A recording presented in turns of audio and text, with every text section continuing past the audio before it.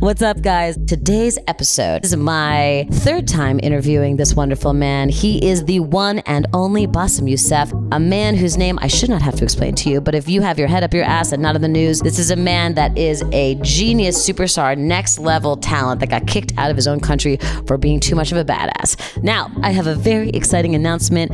I have finally found myself a sponsor. Promescent is a sexual wellness company that helps couples have longer lasting, more enjoyable sex. Their products include a clinically proven climax control spray for those looking to last a little bit longer in bed, and a therapeutic supplement to help increase blood flow, erection strength, and vitality. For a limited time, you too can receive 15% off your entire order by using a special discount code that is Zoe15 at checkout. Head over to promescent.com, that is PROMESCENT.com, and spice up your sex life today. You won't regret it. So without further ado, I bring to you the one and the only Bassem Youssef.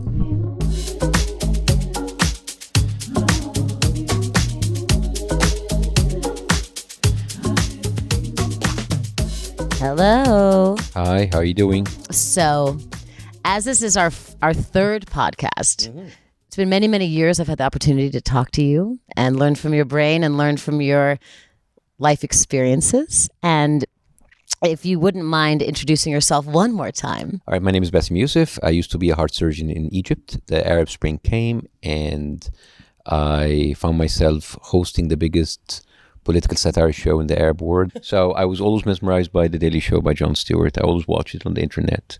And when the revolution happened, the same propaganda that you see here in the right-wing propaganda, Fox News, InfoWars, was happening by the state-run media in Egypt. So I made a few YouTube videos, making fun of them. I didn't think it was going anywhere because I was basically packing my bags to go to Cleveland, because this is where I was accepted as a pediatric heart surgery fellowship there.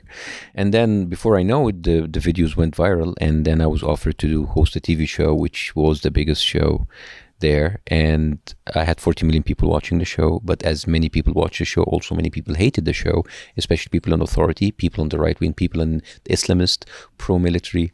They hated it because I was making fun of them. And in the Arab world, we're not used to make fun of our leaders, our scholars, our religious leaders, our military leaders. So that cost me my show. That cost me I had to flee. I escaped from Egypt.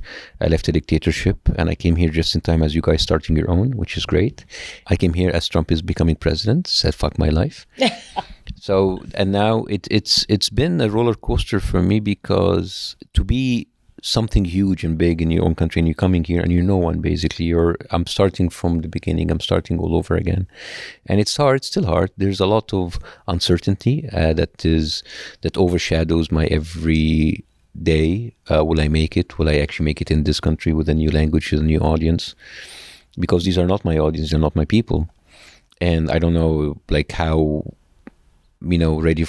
how ready are the people listening to someone from other country? We have our own thing. Why are you coming here making fun of us?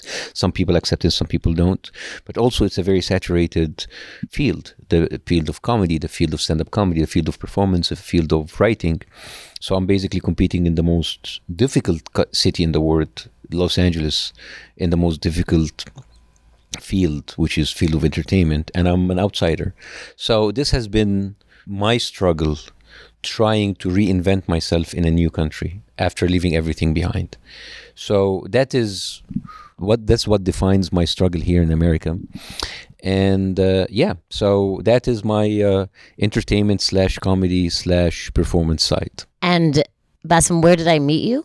We met in a cruise. And that was my first and last cruise I've ever went to. It. Were we invited because of what? So you were invited because you were really important then to the Summit community. Yeah, the Summit community. Yes, I would never pay. No, I paid. It hurts me still that I paid for that. I paid full price too. I didn't even argue about the price. As your Arab cousin, I feel you. And I met you the last couple of days of the cruise, and I was so fucking excited to meet you. And you obviously didn't know who who I was, or why would you? And somehow I managed to charm you into letting me interview you on the top of the ship, like the very, very last day. I was blown away, not just by your charisma and not just by your life story, but by your incredible list of talents. And one of which, I might add, is being a semi-professional tango dancer. A social tango dancer. A very social tango dancer. Not professional by any means. How many languages do you speak? English and Arabic. That's it? Oh, how embarrassing. I can fake 5 others. You can fake French? Yeah, of course. Okay, what other languages do you fake speak? No, I used actually to speak a little bit of Spanish and I forgot. I used to speak a little bit of German and I forgot. I took French as a third language at school and I forgot that. So I'm just left with Arabic and English. And the thing that also really impressed me was the intensity of your eyes. And so people can't see you and maybe they don't know who you are yet, but I must tell you that Bassem has an incredibly unique look, which is Mediterranean with a hint of salt and pepper hair, a long eyelashes, very thick white and black and gray eyebrows, and then the most piercing green eyes that look insane compared to your skin color. I don't know how to respond to this, but my ego is having a huge hard-on right now. You've had a really hard time having compliments. I've realized that about you over the years. But so just so people who can't see you, you are shockingly beautiful.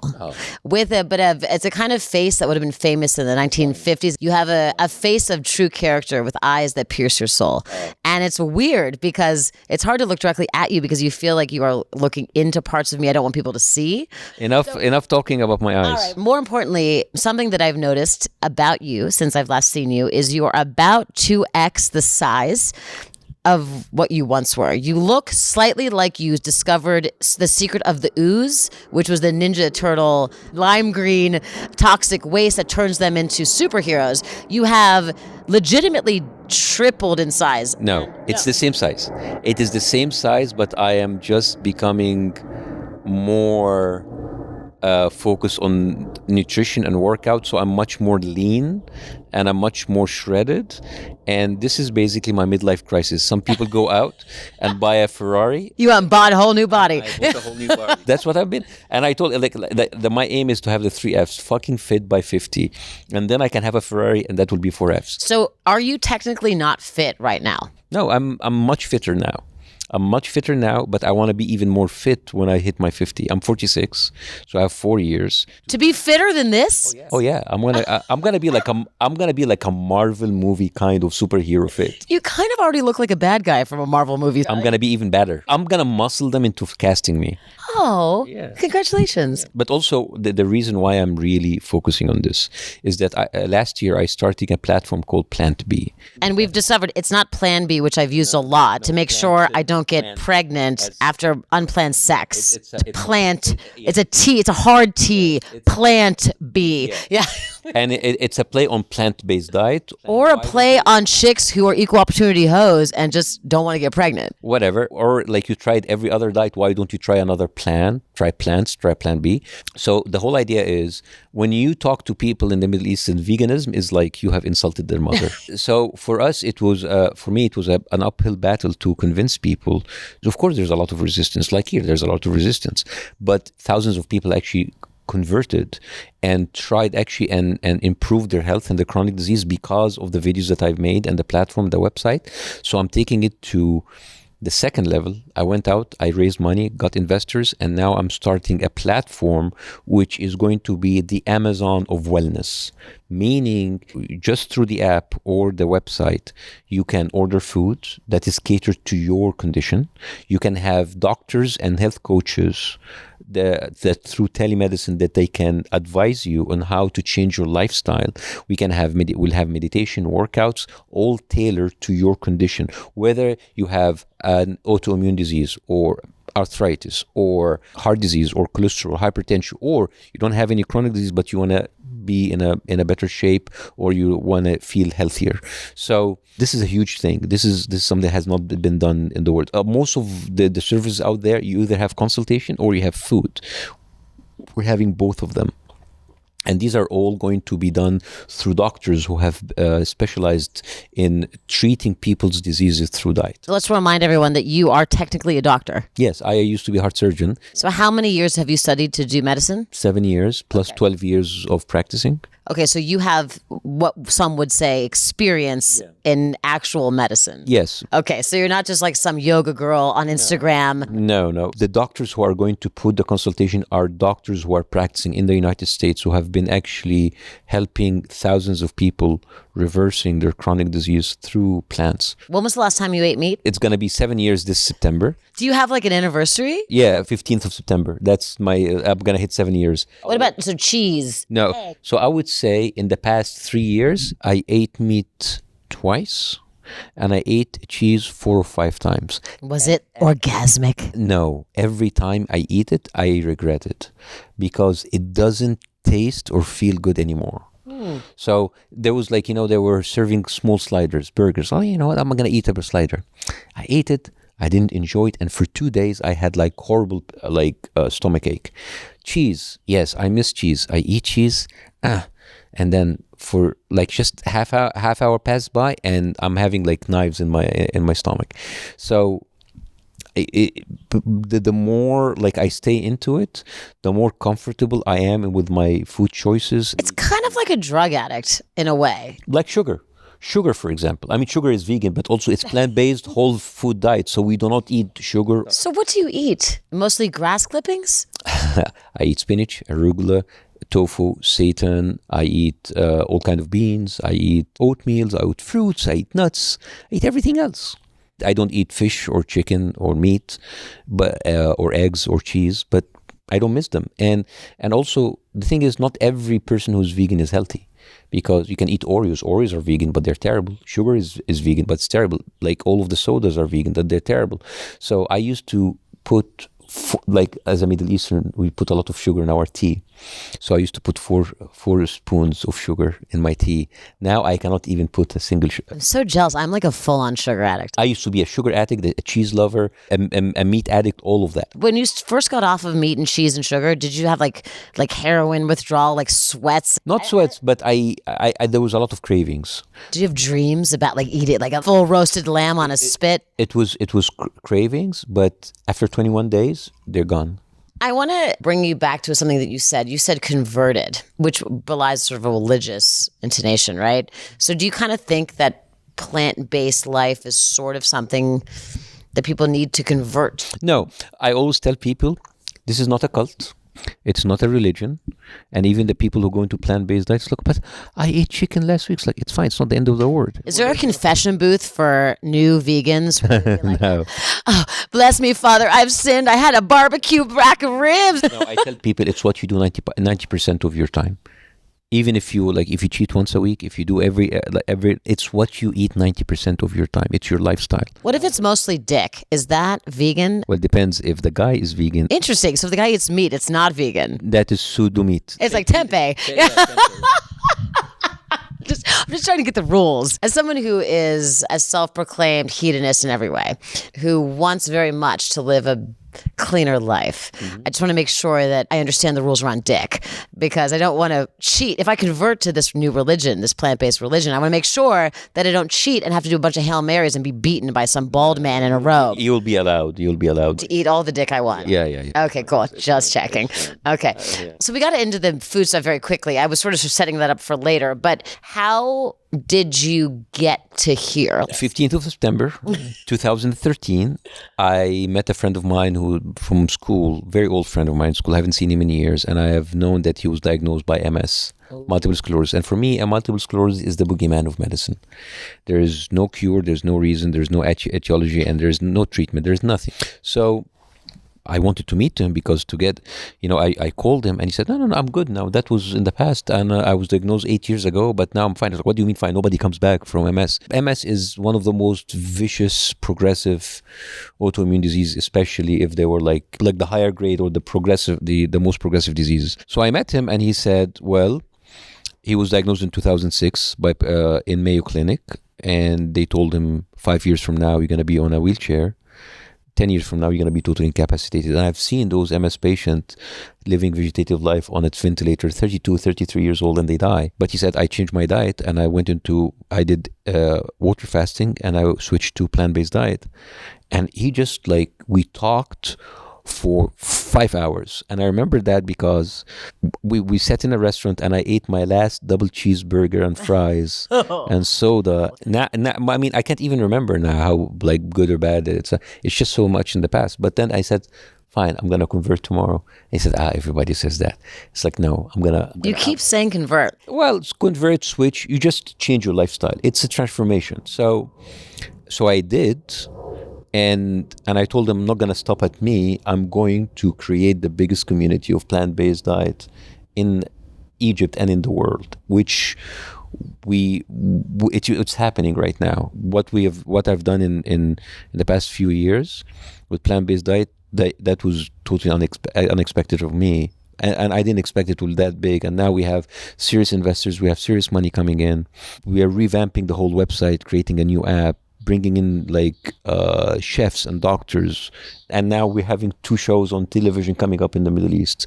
So this has actually transformed into something serious and legit. So you've had a lot of life's purposes so far. Before, your life's purpose was to sort of be a contrarian voice and a humorous mirror to the ridiculous inaccuracies that were going on in the government of your country. Seems like now you are trying to be the mirror that's holding up the ridiculous inaccuracies of what the meat industry. The reaction is as violent. Just to be clear, when you went against your government, they tried to kill you and you had to flee. But I'm talking about the reaction of the people online. More so than the Egyptian government trying to take you down and your whole family? When you talk to them about religion or politics, there is some sort of a leeway of discussion. But with veganism, they consider this as an assault to their lifestyle. So, I mean, think of it this way. In the Middle East, everything is haram. Everything is forbidden. Sex is haram. Alcohol is haram. Everything is haram. The only thing that is actually, like drugs is haram. The only thing that is they're allowed to do is they're just like to fucking eat their face off. Just like eat everything. Well, then why are you taking away the only pleasure they have? I tell everybody, guys, if you're happy eating meat, go ahead. I'm talking to the people who have all of these chronic diseases and they tried everything else and they need a way out. If you are diabetic, I can reverse your diabetes through plant-based diet. Or you can just continue eating meat and chicken and continue having your insulin shots and your diabetes medication until the end of your days. That's your choice. I have a question for you about Egypt and sort of the world that you're trying to speak to. Do they have universal health care of any kind, or are they like paying for diabetes medication? Like, if you need a decent care, you pay. Okay, so in Egypt, I don't know how bad it is to get a chronic health issue in your country and what that costs and what that looks like. Yeah, it costs a lot. So you actually have an alternative that offers a cheaper, easier way to cure yourself. Yeah, eat plants and reverse your diabetes, reverse your cholesterol. Can I drink on plant-based diets? A little bit, that's fine. Or mushroom? Can I eat psychedelic mushrooms? That does seem plant-based. That's different. Plant-based. I'm talking. Listen, as long as you stay away from processed food and animal products, I can eat all the mushrooms I want. You can do whatever you want. Fucking fantastic. So I think what's important is like people have these sort of stories of getting better and doing whatever, and it seemed very pie in the sky, hypothetical. Tell me the exact things that you've experienced changing your diet like this. Better sleep, more energy, much relaxed tummy. You had an angry tummy before? Like all kind. Like, I mean, yeah, the all pain, constipated the whole time, bloated. Now it's done. It's gone. I feel I'm much more lighter. I'm much more happier. It's easier. It is much more relaxed. Can you give me other examples of chronic disease that you've seen solved with this diet? Arthritis, connective tissue diseases, diabetes, high cholesterol, hypertension, heart disease, the autoimmune disease, all of them. Fibromyalgia actually responds very well. Irritable bowel syndrome, Crohn's disease. If people want to start a transformation of health and life and eating habits, how do they find you? plantb.tv. Again, not Plan B. plantb.tv, and the website, it's in Arabic and in English, so it has you can choose the language. And I must tell you that he has his biceps are 2x, his pecs are 3x. His shoulders are 4x and his thighs are 14x.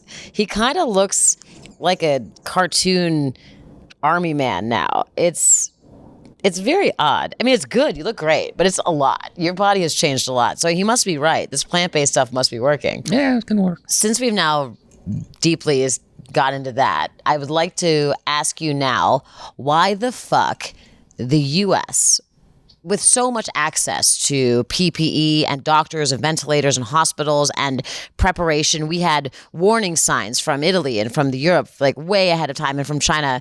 How is it possible that the U.S. is doing so badly? And if you could give me just like, this is July 16th, 2020. I left New York in March to come to California where things were okay. It felt like there was never a first wave in California. Things shut down, but there was never a scary time for California when New York was basically falling apart. New York lost the most amount of people, about 32,000 people. Regardless of the lack of preparation from our federal government and the president and all of those people, New York, which would seem to be the scariest place for any kind of pandemic, we figured it out. And I will tell you, I spent the last 2 months in New York. It's like a revolution of life, a celebration of art, a celebration of a perseverance and cockroach self where you can survive anything. And New York is not fully open, but has outdoor seating. All of the like the coolest, like oldest Puerto Ricans are out playing dominoes. All people are smoking hookahs and dancing in the street. It is a renaissance of sorts. New York is a celebratory feeling of success. So I come to California a couple days ago. In the midst of this feeling of like, we've beaten COVID, we did it. I come to California, California's completely shut down. Everybody's having like the same feeling New Yorkers had in the beginning. Like the Californians are finally feeling the heat. How the fuck did California fuck this up? Considering you have no subway, you all have cars, you all have homes, no one lives in apartment complexes. What the fuck happened here? Well, this is what happens when people don't trust science. And I think this is a rehearsal for what will happen to climate change when people just like don't care about what scientists says. Scientists said wear a mask. Scientists said do social distancing, and people just didn't care. I think people in California just feel that they're invincible because they have beaches and they have the sun and the weather is just amazing, and you cannot have 70 degrees outside and you just stay at home. So weekend after weekend they went to the beaches. Weekend after weekend they protested against masks. Weekend after weekend. Who was protesting against masks? Trump's land in Huntington Beach, in Laguna Beach. Is it elitist white privilege? Like, what are we looking at here? They look at their president. The president didn't even wear masks until like 2 days ago. Didn't you like that picture though, where he was muzzled? And I'm sure he's gonna say after a month, I'm the only one who wear masks in this country. I was the first one to say it. Masks are good. And we have all of these people like, no, I'm an American. I do not wear mask. What the fuck is that? It's like, oh, I'm American. I'm not gonna put brakes in my car. It's just like it seems like seriously the right-wing media and Trump, they're playing a very dangerous game, making people distrust science, they distrust any kind of media that tells them that this is what you should do in order to be safe. So for them, whatever CNN tells you, even if it was a scientific report, it's not political. Whatever ABC tells them, whatever BBC tells them, this is part of the Antifa, the left-wing extremist shit, So, and the thing is, we have the same thing in Egypt. And I made videos in Arabic talking to people, and because people didn't believe in COVID.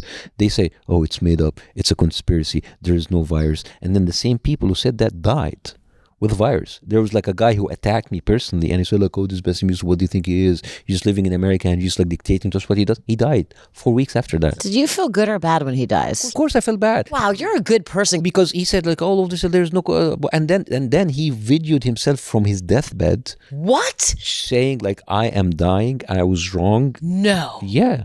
And it's terrible. And we have so many people crying on their phones, asking us like, we didn't believe it, please forgive us. And it's terrible. But because in Egypt, they do not reveal the numbers, you never know what are the numbers. Now everybody we have relatives, we have people we know that died. And it hits hard when it's someone you know. My Facebook timeline, the Egyptian timeline, is kind of like full of people dying every single day. And of course, the government is keeping the numbers very low because that's how much they test. So it's like Trump, we don't test that much, we don't have that many cases. So this is what you do when you go against science. This is what you do when you disregard people. And that's why you have people believing in flat earth. Yeah, but those people aren't real people. They're the same people who are against vaccines. How could they believe there's a flat earth? How? You know who's the biggest flat earther in the NBA? Kyrie Irving, one of the most talented players in the NBA, he's a flat earther. You have so many people. You have rappers who are flat earthers. You have people who are rich. They are not like dumb and stupid and white. They believe that it's a disc and it's surrounded by huge icebergs. Seriously. Both the sun and the moon just like, revolve in the sky. And these are the same people who do not believe in vaccines. And these are the same people who don't believe in masks. And these are the same people who don't believe in the virus. And these are the same people who follow every single conspiracy. I have unfriended so many people who I thought, and by the way, both liberal and conservatives who believed in that shit. I had people who are yogis, and they are the worst. The spiritual people, the spiritual walk people, they are the worst people who are spreading conspiracy theories. It's terrible. So as someone who I deem to be very intelligent, why do you think people are clinging so desperately to something so obviously untrue? Because when you tell people there's a virus and we cannot see it and we don't know when it's going to end, they want to cling to something more solid, which is there must be a conspiracy, there must be someone who is controlling us and making this up. This is for them easier to believe, other than there is impending doom and we don't know what to do. So, because the thing is, people forget their history. We had the Spanish flu 100 years ago, we had the Asian flu 1958, we had the Hong Kong flu 1967, and the Spanish flu, of course, 70 million people died. Hong Kong flu, 3 million. Asian flu, 4 million died all over the world, much more than COVID.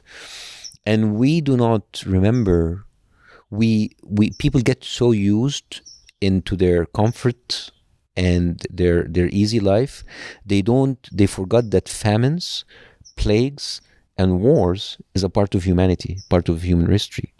But you've been living in a first world problem basically all your life. You cannot fathom the idea of somebody tells you have to stay at your home. You cannot go to work. You have to wear a mask. So no. This is an assault on my liberty. So I have to find an explanation. And it doesn't matter how ridiculous the explanation is. I have to pin it on the man, the dark forces, the Illuminati, the Satanists. Seriously. All kinds of conspiracy theories are out, and it's because of that. Bill Gates is going to put chips up our asses so that he can track us. So they need to find, and it's very easy. It is much easier to find an enemy than to find a solution. That is what Trump does. He never finds solution for anything. He always finds enemies. The enemies, the Muslims, the Mexicans, the liberals, the whatever. It is so easy to find an enemy, to make up an enemy. Make up an enemy is exactly right. Yeah. I'm wondering, since there have been so many conspiracy things around this, what you think. They thought it was a fruit bat, or maybe it was in a lab, or maybe it's 5G. No, the 5G is fucked up. I'm just giving you options. I'm wondering what you think actually happened. It is so easy to explain. Okay. It is very easy to just track every single pandemic that happened. So the Spanish flu started in Arkansas or Wisconsin, one of those two states. We're like in 1909? 1917, end of First World War. And there was a chef who was cutting chicken, and there was a virus. The chicken was infected. And the thing is, there are viruses, these are called like zoonotic, it comes from the word zoo, zoonotic viruses. What happens is that there's a threshold when they jump from animals to humans. And that's still fine, because you can just infect that one human and that's it. But the problem is when the virus mutates and then humans start to infect each other. That's when you get a pandemic. And so you categorically refuse the idea that this was a conspiracy from the Chinese government in any way. The bubonic plague came from rats. Right. The Spanish flu was actually an H1N1. It was an avian flu. This was birds flu. That was like one of the subtypes. The Asian flu, the Hong Kong flu, all of these two were also avian flus. You have the SARS, you have the MERS, all of this. And what happens, like those wet markets in China has always been like a source, because those wild animals, they are not vaccinated, they have viruses and they have disease. All of the plagues that came, they came from animals. For example, mad cow disease. The amount of the millions of dollars that was lost because of all of the animals slaughtered, all of the humans who died. How many humans died in mad cow disease? There was a lot. All of this comes from the fact when you mess with nature, nature messes back with you. You farm all of these animals in confined spaces and you have a disease and humans catch it. That's how you have the plagues. It's just like easy. It happened all over our history. I don't know what is so difficult. It's way easier to blame China than blaming ourselves and our ridiculous need to slaughter, kill, and eat everything we see. Well, I mean, China is, yes, but again, China's mistake was not having the virus. China's mistake was covering up on the virus for months until it went out of hand. But look at what we're doing in our environment. But it's just have you heard of the red tide? You had dead fish on the beach. You have like a stench from, and why? Because there was an animal farm right next to it, and they're just like, they were dumping waste. So what happened? The waste made the algae overgrow. It's like, oh, it's natural to eat animals. Well, yeah, it's natural to eat animals, but it's not natural to farm all of these animals in such confined places in the billions. That's not natural. I mean, if you want to have like a goat and you want to eat meat once a month, that is normal. But you got to kill it yourself. So the whole thing of like, oh, we were hunters. I mean, I don't see you hunting in Trader Joe's. I would like to talk to you about politics.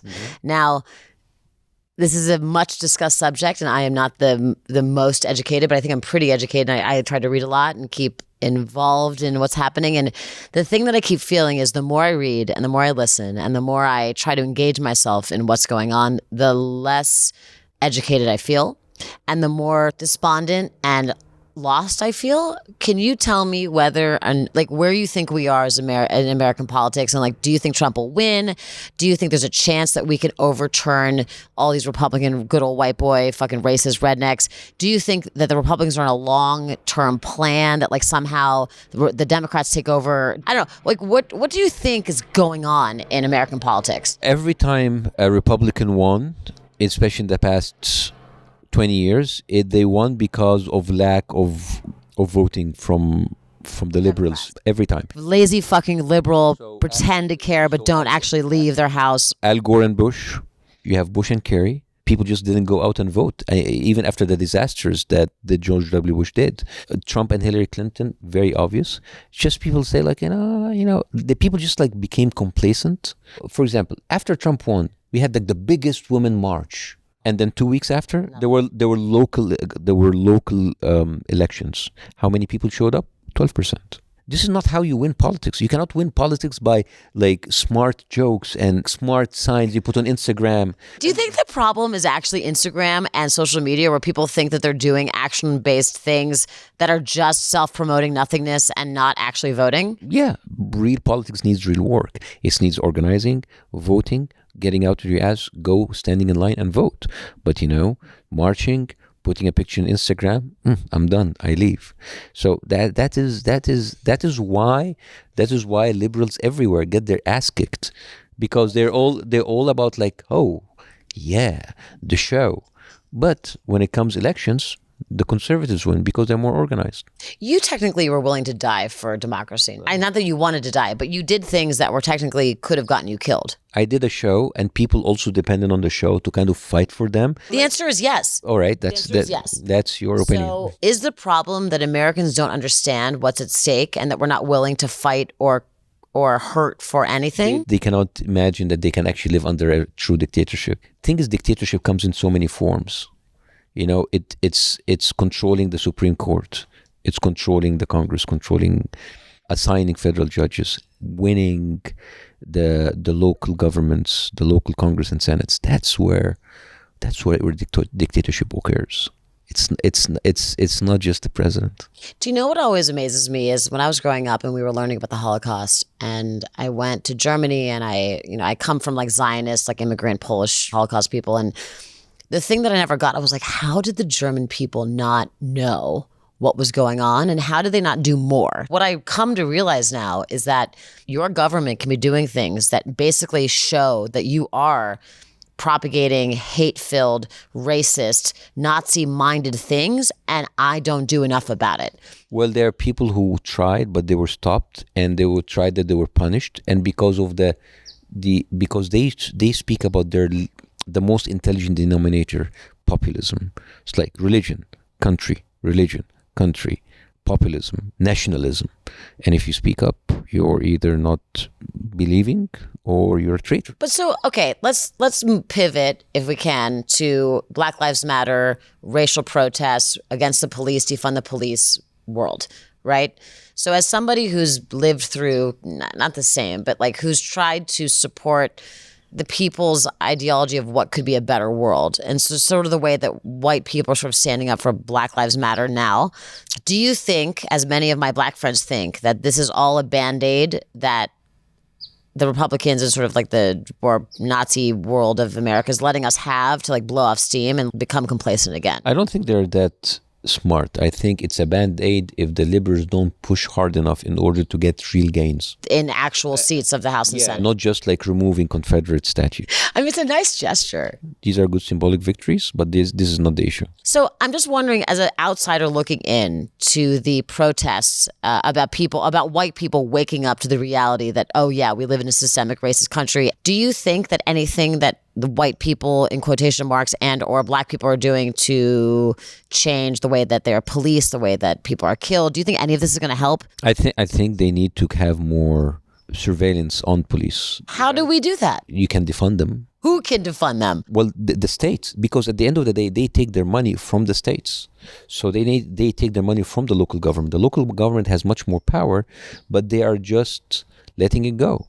A police officer need to know that he'll be held accountable if he used excessive violence. And in your country, are police held accountable for excessive violence? Of course not. They are the brutal arm of the government. So do you think that the police are the brutal arm of our government? No, I think it's a culture. Police brutality doesn't change under Democratic or Republican leadership. It is the culture of like how you treat people of color. You have to treat drawing your guns too soon. You just like it's just. Have you ever been scared of the police? Not here. Sorry, I know you've been scared of the police in your country, but here. No. And can you, just for people to have reference, what are the police like in your country? Imagine corrupted police in Latin America. So you can pay them off. Well, if they are coming to get you, you cannot. I would love to give Americans some context of like, okay, so our police are bad, our government's bad, fine, fair, but you come from a far more corrupt and far more brutal place. 100%. Do you feel safer here? I do feel safer here. and I live in a blue state like California, a very diverse city like Los Angeles, so I like it here. Is it as bad as Americans make it out to be? People expect a lot from America. It's the superpower of the world. It's the strongest country in the world. So they expect better. So yes, you are a great country, but the thing is, people look at the healthcare system, where health is, and look at the schooling system. Say, you could, of course, you're much better than others, but we could do much better because you're the superpower. But China will be the superpower very soon. Like our days are numbered. Culturally, America is much more appealing to people, much more than China. It feels very doom and gloom right now. And I'm wondering, as a person who comes from a place, as somebody who's basically almost killed by his own government, it's better here, no? It's good, but like if you don't do something to change course, it can get worse. And where do you think, if Trump is reelected, where do you think we're headed as a country? I look at it in a more rational way. I'm worried about the Supreme Court, and I'm worried about stopping a lot of programs that for arts and education. I'm worried about deregulating a lot of industries that actually hurt the environment. I'm worried about putting more bad people in authority that can actually change, that have like an everlasting effect. Forever. More Betsy DeVos forever. Yeah, that's what I'm worried about. I would like to end on some kind of positive note. I think it's going to be very embarrassing for America with 200 years history. It's going to be a shame if someone can dismantle that in 4 years. So I would like to stay hopeful. That's not positive. I think America has a much more, a big reserve of ideologies and good intentions that can actually overturn and reverse the damage that this guy has done. So you think no matter what, we might be able to persevere? Yes. And for you, do you think that an Egyptian man with a heart of gold and a brain of steel has a chance of making it in the comedy world? That's the everyday uncertainty that I'm living with, babe. Yes.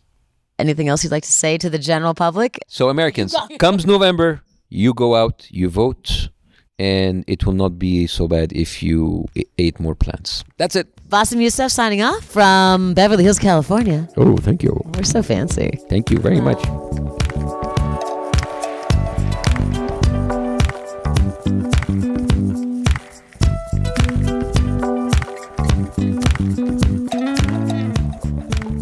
I want to give a huge thank you to the one and only Bassem Youssef for gracing my podcast one more time. He is a wonder. You guys should all check out the work that he's doing at plantb.com. As for me, I am back in Beverly Hills 9021 Ho. Stress on the Ho. I am working on a really exciting new project. It's called Smiles, SMIILES.com. I have found a way to donate PPE, that is personal protection equipment, to those who need it most in our prison populations and our homeless communities. And it was very apparent to me that the government was not going to do its job. So it's up to small little businesses that could, like mine, to provide these things to them. So check us out on Instagram at Give Smiles and support this new little project. I'm really proud of it, and I hope that you guys will be too. Wherever you are, I send you all the love that I have from my tiny little blackened heart that is ever expanding. Day after day, I find more reasons to find magic and love in this beautiful, weird, fucked up universe that COVID has left us in. It is now a literal Burning Man playground, if you can see the magic and light inside of it. And I want to thank once again my sponsor, Promescent. Don't forget to check them out on the internet. That's www.promnescent.com. Put my name, Zoe15, into their discount checkout box, and you too can get things that will make your vagina wetter than an otter's pocket, which is what we really all want. Men, women, children combined. Have the very best night, guys.